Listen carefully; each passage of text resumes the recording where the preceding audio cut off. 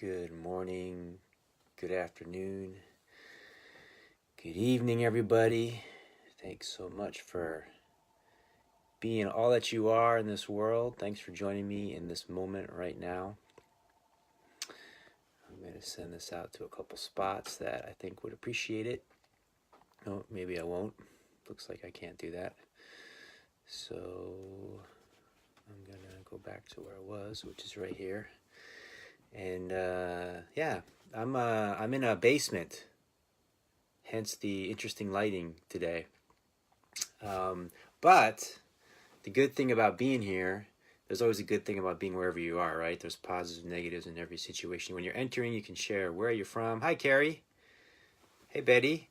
When you're entering, you share where you're from and anything else you share as an interactive space. This is a space for community. This is a space for open inquiry and investigation and our deepest sense of curiosity, our deepest sense of wonder, our deepest sense of self-discovery, our deepest sense of majesty and magic and miraculousness. And yeah, we're in outer space, we're in inner space, we're in all kinds of space. If you want, you can share this with your friends. You can share this with a group if you're inspired. I seem to be have some limitations on me at the moment with Facebook, so maybe it's an opportunity for the community to engage and share with others the inspiration that's here. And we can always check out the archive. Most people watch this archived, so there's the ability to check this out on iTunes, to check this out on YouTube, to check this out on SoundCloud. Welcome, Iris. To check this out on, I'm missing one, Apple Podcasts. I said iTunes, but I meant Apple Podcasts. And other places around the net. So my website also. So there's opportunities to see this if you don't catch it all live. I'm excited about a few things that are happening. We just nailed down an event in Asheville on January 4th. You're the first to know it right now. You are the very first to know it. Flower Power, thanks for being here. The Little Eskimo, thank you for being here. It's good to be with you. In Denmark, right? So we are nailed down this event for January 4th in Asheville with John Stringer, my buddy. We're kind of collaborating and creating more and more together, synchronizing more and more. And Annie, we're also collaborating, synchronizing more and more together. And we're creating an event with a breathwork meditation and a concert with John in this beautiful location in the mountains outside of Asheville. So you'll see information on that. Welcome, Martin. You can check that out. Right before that, we have a New Year's retreat together, which there's still a little bit of space left. And that's going to include, so the reason that I'm happy to be down here where I am is because I found some cool books down here. And one of them is this one. You guys know this book, The Untethered Soul by Michael Singer? It's a book that's really a New York Times bestseller. It's a book that's inspired a lot of people on the path of awakening. And Michael Singer is going to be speaking at our retreat. He's going to speak to our group at the retreat this New Year's Eve. Hey, Scott. Hey, Donna. And that's going to be really special. We had him last year at our retreat, New Year's retreat, and we're going to be actually coming to a place that he birthed into being called the Temple of the Universe. A really beautiful spot outside of Gainesville, Florida. And those also be mindfulness exercises, meditation, ecstatic dance, incredible meals, conversations, inquiries, satsang, music, kirtan, all of that. If you want to bring in New Year's Eve in a different kind of way than maybe you've brought it in the past, smashed or trashed, or as the case may be, you can bring it in a conscious, intentional way, then that's the space to do it. We have 2 silent retreats. Welcome, Krishna. Where are you from, Krishna? We have 2 silent retreats happening. Welcome, Chris. One in Thailand in January and one in Florida in March.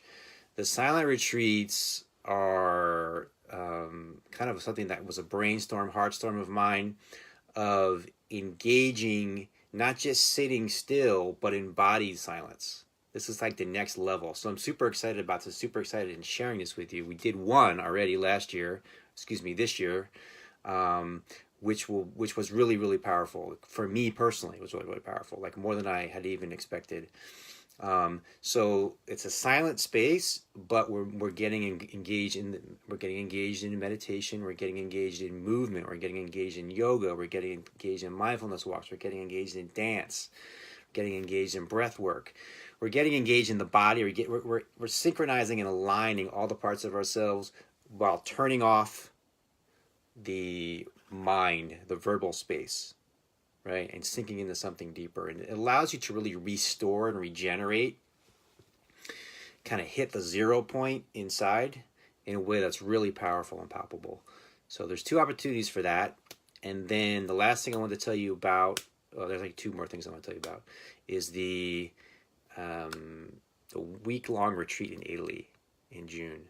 So for the Europeans that are tuning in right now, this is a really, really special opportunity. It's a 7-day retreat in June in a really, really beautiful location on the lake, and just a chance to delve in deep. We did it last year. This is the 2nd annual, and it was so powerful. And there's some space available for that as well. I know I don't think Stacy's here right now, but Stacy was just saying recently she's really intending to go to that one.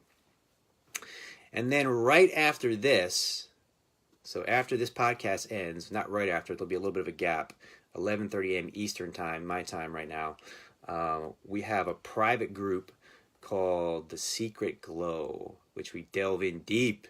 We delve in deep and get into some really amazing stuff. People a chance to really kind of be accountable to their own personal goals, their own personal dreams, which doesn't happen in this space, right? So there's a chance for you to go throughout the week, just kind of share where you're at, what you're wanting to create, what you're wanting to have happen, and get my personal support in manifesting that, and the support of the group in manifesting that. And we've had some really, really powerful transformations that happen and continue to happen for all of us. So that's happening right after this. You can register for that through thebigglow.com. There's the website I think is there right now, and then /online, thebigglow.com/online. Any questions about any of that, feel free to ask me. I'm pretty engaged with personal messages here. It may seem like I'm not. It may seem like, oh, he's so busy or whatever. But no, I can get pretty, especially if it's valuable. If it's like, hi, I'm not so interested in responding. But if it's something that actually has substance to it, then I can respond with pretty good speed, pretty rapidly. So let's just take a breath.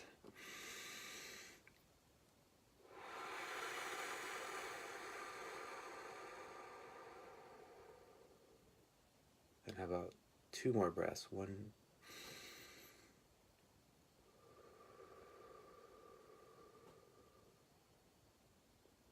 more.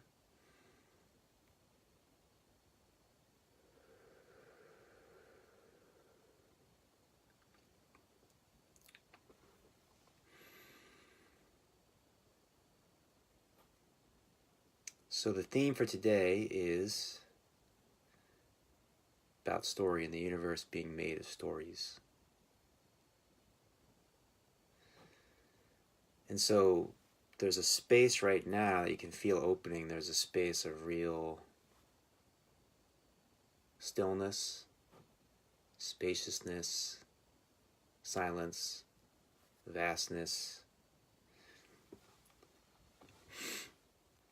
There's an essence that's here in which there's a feeling of wellness. There's a feeling of fullness and emptiness, right? The fullness and emptiness is one. There's a feeling of absolute, infinite,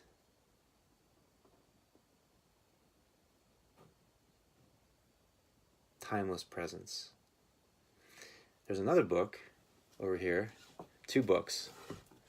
This one I mentioned a couple weeks ago on the podcast. This one was a real influence for me when I was really delving deep in college, about who I am and discovering who I am. And I had mentioned this book was a real turning point.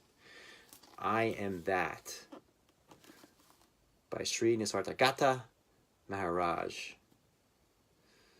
The real does not die, it says on the front. The unreal never lived. Once you know that death happens to the body and not to you, you just watch your body falling off like a discarded garment. That's funny. The real you is timeless and beyond birth and death. The body will survive as long as it is needed. It is not important that you should live long. And then this book was also really powerful. The Enlightened Mind by Stephen Mitchell. Stephen Mitchell is amazing. He would take these essays and poems from different teachers, writers, poets, philosophers from all different cultures and places and times and put them together in these books. Stephen Mitchell is now the husband of Byron Katie. So they're kind of co-creating lots of magic together now. Welcome, Lisa. Welcome, Allison. So yeah, there's a lot. There's people in here from all different cultures: India, China, Islamic culture, Jewish culture, Judaism, Christian mystics. It's all in here, and what's beautiful about it is you start to see as you look at all these different people from all these different places and times and cultures that they're all talking about one inherent truth. Like the truth is actually this. There's a through line that's the same through all these places, all these times, all these cultures. There's something that's the same. There's an essence that's the same that is a universal truth beyond the different expressions of it. And then this guy here, that's J. Krishnamurti. Someone asked me also on the podcast, what's your favorite Krishnamurti book? And there's so many good ones, but this book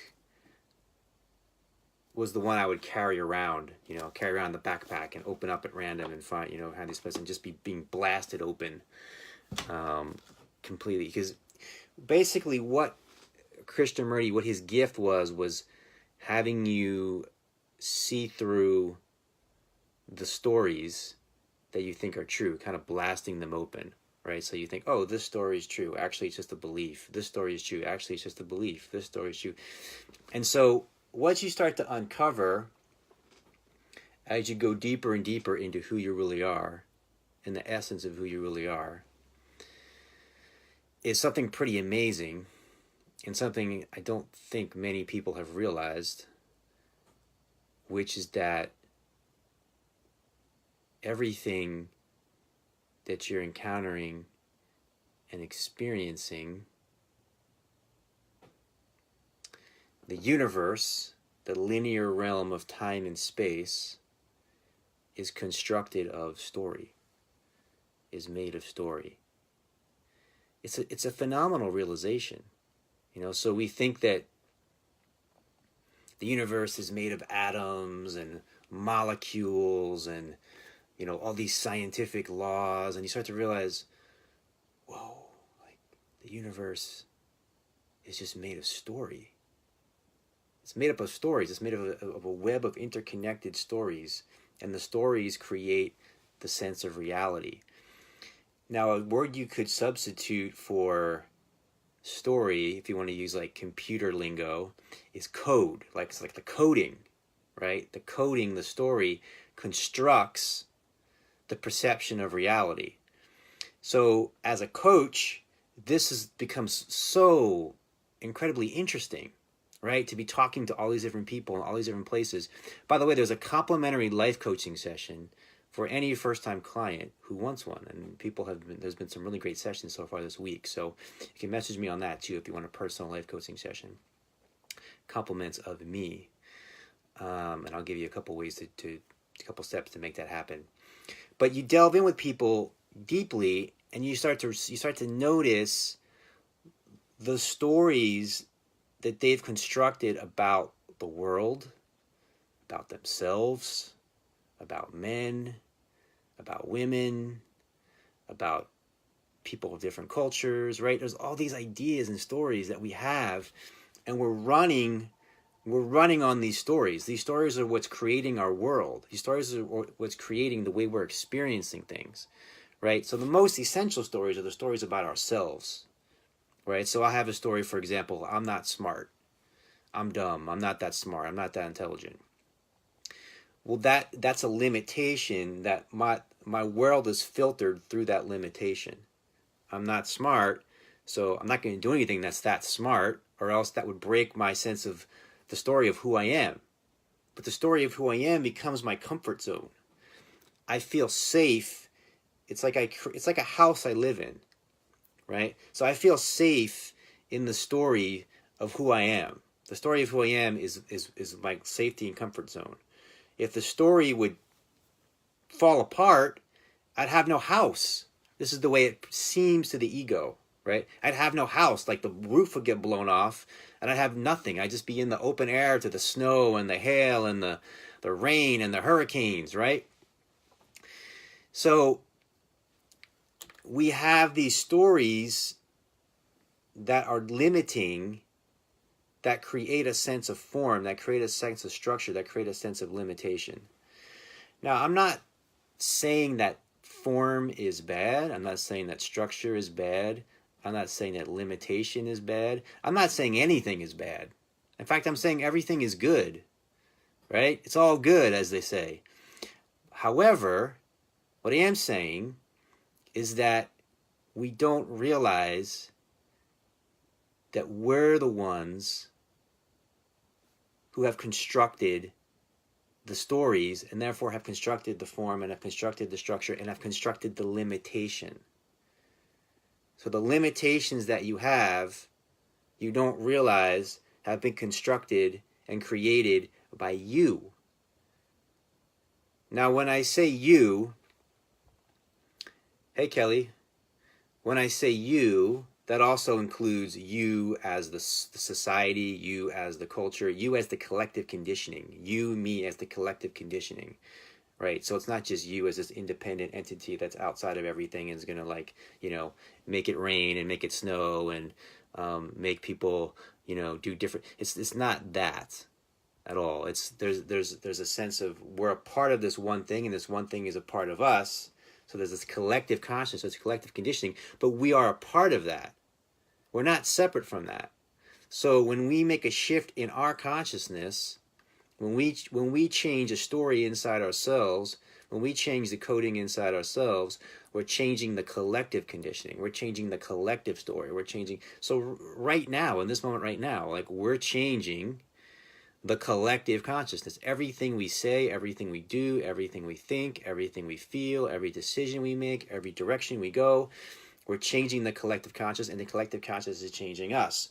Now, the more present we become, the more awake we become, the more alive we become, the more attuned we become to this moment, then the more empowered we become. The more empowered we become to what? To create the story. The more empowered we become to create the story. And we become more empowered through two things, which is really one thing. Realizing who we really are and being present. Realizing who we really are and being present. Now, here's a really interesting thing about becoming empowered that I've discovered. If you want to talk about fascinating story, we have so many weird, bizarre, silly stories that we're running, personally and collectively. And one of them is about power. That power is a bad thing, and you shouldn't have it. And if you have it, or you want it, or you've got it, you're a bad person. I mean, it has to be one of the silliest stories I've ever encountered, and yet it's one of the most prominent stories I've ever encountered. And this is why no one has any power. I mean, it's not that complicated. It's actually quite simple. The reason we don't feel empowered, the reason we feel disempowered, is because we think power is bad, power is dangerous, power is evil, power is, don't have the power, take away the power. Who has the power? Fight the power. It's like there's all this weird stories about power, right? And so then it's not, when you look at it, it's kind of obvious why human beings feel disempowered. because of the stories they're running that they shouldn't have power. So we confuse power with control, right? So power is not control and control is not power. Control is actually a lack of power. If I'm trying to control you, I don't feel powerful at all. I feel a lack of power. If I feel fully empowered in myself, I have no need to try to control you. What you do or don't do doesn't affect the power I feel inside myself, right? That's true power. You could say that's spiritual power, or that's the awakened consciousness of power, or Eckhart Tolle would call it the power of now, right? This is the real power. And why are we running these stories that that's bad? Why are we running these stories that we're not worthy of it? Why are we running these stories that we don't have we're not valuable enough for this? Why are we running these stories that power is something that we shouldn't have? Why?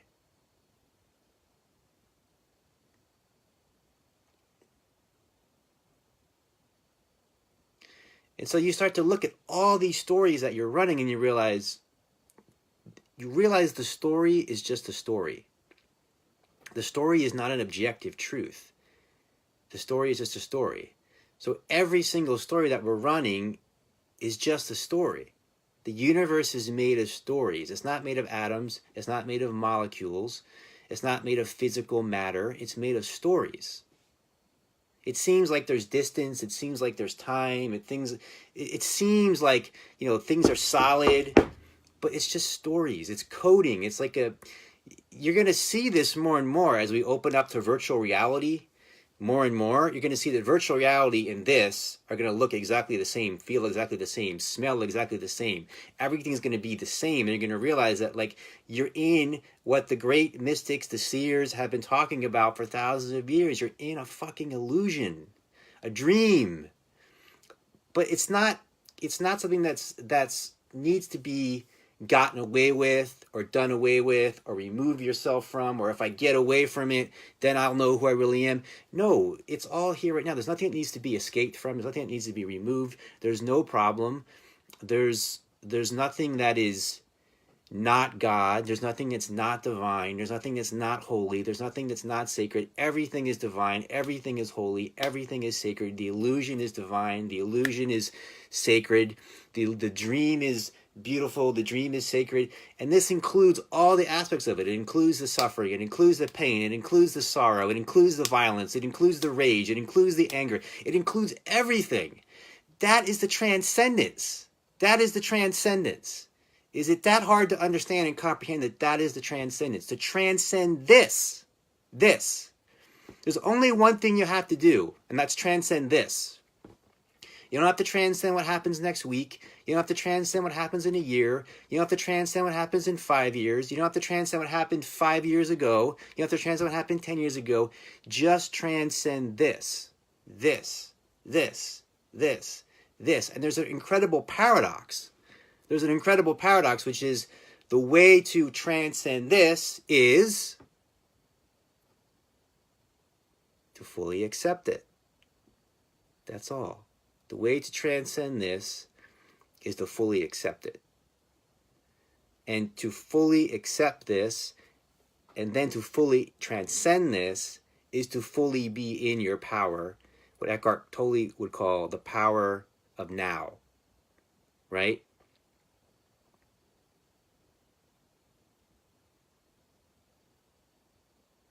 The power of now. And the power of now is you. You're the power of now. I'm the power of now. We are the power of now. Because it's always now.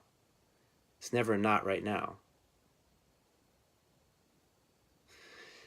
So it's amazing. It's amazing to start to notice the stories that we're running, and that every story can be rewritten. It's like a program. It's like a coding that can be rewritten. It's very exciting. It's like inspiring, So you start to recognize who you really are. It's like, well, I'm the creator. I'm one with the creator. I'm one with the universal creative intelligence, also known as God, right? I'm one with that universal creative intelligence. So I think when we're most alive, when we're most inspired, when we're most impassioned, when we're most engaged,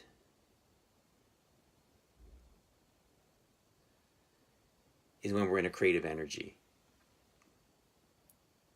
When we really feel like on purpose, when we're feeling like we're following the depth of our heart, it's when we're in the creative energy. And the universe is alive. The universe is a creative. It's like one giant, vast, infinite, creative energy. So we just rest in the energy. And then what happens or doesn't happen is like a secondary expression of resting in this infinite creative energy. That's why people talk about don't get caught up in expectation, don't get caught up. That's that whole thing, right? Just being in the energy, just being alive in the energy in the moment, and then beautiful things flow from that space. Jesus talked about this as well. Beautiful things flow from that space.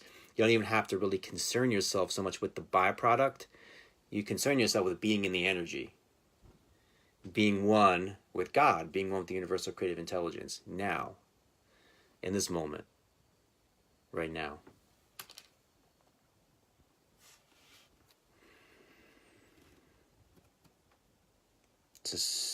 Cecile says, beautifully said. I observe all the colorful stories. The same I am online on FB. Observe all the rainbow stories. Yeah.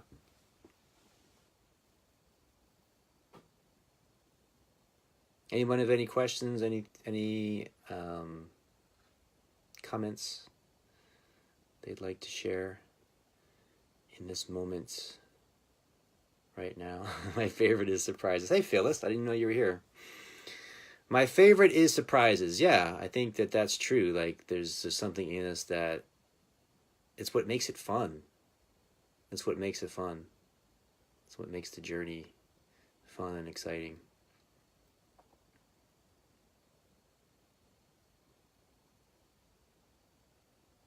So again, feel free to share this with other people, friends, share it on your timeline, share it in your groups. I wasn't able to do that today, which I normally am. So if you want to help out and just, if this feels meaningful to you, valuable to you, you want to share this with people. If you're listening in this archived, if it's on YouTube or Apple Podcasts or Facebook, I think there's something important about, it's one of the ways we make a difference in the world. It's one of the ways that we rewrite the story. We come from this empowered place is, it's simple. But yet it's like something that's like worth stating is like we share things that inspire us. We inspire others with that, right? Things that are meaningful to us, we share with others so they can be meaningful to them. And really in a conscious, intentional way. It's simple, and yet it's a way to really feel like we're making a difference in the world. Welcome, Kimberly. Kimberly is a new friend of mine, and I was mentioning earlier about the event that we're doing in January, and she's going to be hosting us in a really amazing, beautiful, fantastic spot, and we're really grateful for that. Carrie says, I find it important to notice the resistant sensations in the body that arise that are perfect indications of when we are believing a story that isn't true. Yeah, that's a good point. So the physical and the mental and the emotional are all one thing that's interconnected. They're all wired together. They're all fused together, right? So you can find these touchstones, these different points where the body is indicating to you a story that's out of alignment for you, or a story is indicating to you something in the body that's out of alignment. So you can find any one of these points, and you can notice it brings you in a deeper state of present moment awareness, is what it does. It brings you in a state of deeper present moment awareness, and present moment awareness is the key to healing as acceptance and transformation in the moment. So Cecile's noticing that the energy is really intense for her. Intensity is an interesting thing. Intensity is not bad or good. It's intense. It means like the energy was here, now the energy's up here, right? So it's kind of like how you channeling the energy, right? So we can resist it, like, oh, it's too much energy. But whether you think it's too much energy or you think it's too little energy, like that's the energy that it is, right? So to be able to channel and flow the energy without blockage or resistance, that's the key to all of this, right? Or that's the key to so much of this when it comes to how to move the energy in this world, in the dimension of time and space.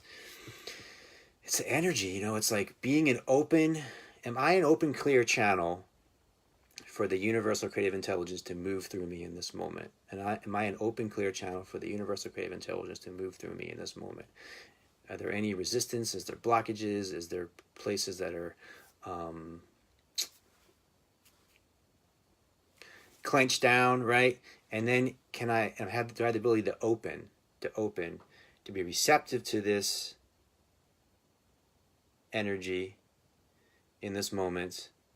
And in being open, I can be the unique expression. I am the unique expression, right? Where each of us are unique expressions. That's what's beautiful, If we all look the same, if we all talk the same, if we all had the same ideas. This is one of the things I find funny. People come to the retreats that I do, and they say, I came here, and it'll come like hundreds of miles, and they'll say, I came here, because in the opening circle, people share their intentions. I came here because I want to be with like-minded people. And I say, sorry, came to the wrong place. This isn't Nazi Germany. We're not all forced to like have the same thoughts here, the same ideas about anything. That would be a really boring retreat, and that would be like a really boring world, right? What we want is like diversity of ideas. This is what's fascinating about America too right now, is there's this idea that like, this is the one team, this is the other team. Like, we have these thoughts and we have these thoughts. Which team are you on? I'm not on either team, right? I have my own thoughts every moment. I have no idea what I'm going to think next, feel next, do next. It's like open channel for the universal creative intelligence to move through you in this moment. Like Phyllis was saying, be surprised. Be surprised at what you're going to say next, do next, feel next. Like, let God move through you in each moment, each and every moment, right? So it's not about thinking the same at all. It is about being like-hearted. It's about being like-hearted. So that's why I tell people at the retreats, right? It's not about being like-minded, it's about being like-hearted. So it's beautiful to have different thoughts, different ideas, different ways of seeing things, different ways of looking at things. And we're all sitting here, we're all in the circle together, and all of our hearts are open. So that's where we're aligned, and we're on the path together of opening our heart, of being in an open-hearted space. We're on the path of being an awakened consciousness together. And as we open, and as we flower and bloom, we're a unique expression of the divine, right? So every flower has its own unique beauty. Right? And you and I and all of us, we each have our own unique beauty. So as we awaken in our consciousness, as we open our hearts, there's this beauty to express in our own unique way.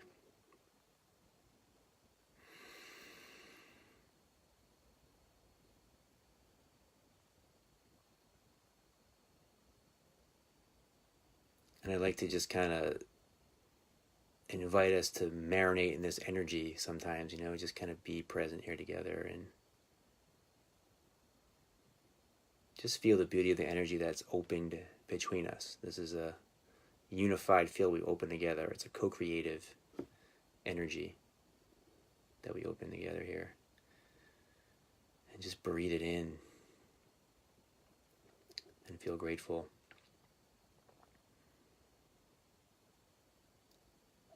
So I'm envisioning this being a consistent time that I do this podcast now, which is 10 a.m. Eastern on Wednesday, and then flowing into the private group 11:30 a.m. Eastern Wednesday. So this is open to the public, and then we're going to go deeper. I don't know what time it is, but at 11:30 a.m. Eastern, we go in deeper in the private group, and I'll share a link there to join us if you want to continue today and do that. There's a 7-day free trial for that, and this will be archived And I'm just really grateful for you guys. I'm really grateful for sharing this space with me. I think what comes through because of the shared space that we share together. Yeah, Phyllis will be there later. I'm always grateful to have Phyllis here with us. Feel free to share any questions, comments, and I'll respond as we go forward. And have a beautiful rest of your day. And I will see you in the next now.